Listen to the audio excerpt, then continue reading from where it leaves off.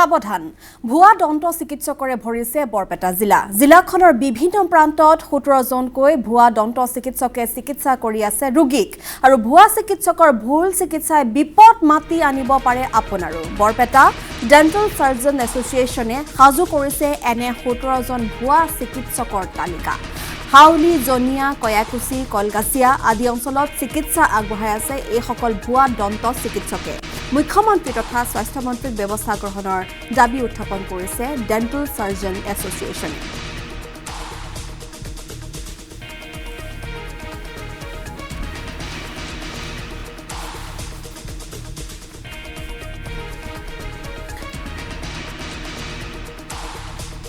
এটা জিলাৰ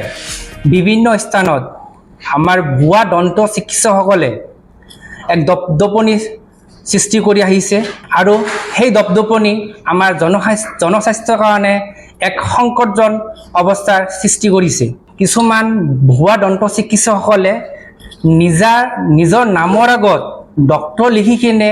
নিজ চেম্বাৰ চলাই আছে আমি এই বিষয়ে অলৰেডি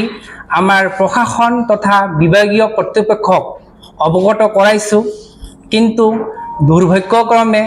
আমি বিভাগীয় কৰ্তৃপক্ষৰ ফালৰ পৰা সিমানখিনি সঁহাৰি পোৱা নাই আমি অলৰেডি এখন লিষ্ট ওলাইছো তাতে আমি 17-18 জন মান ৰিকগনাইজ মানে সিহঁতে চেম্বাৰ চলাই আছে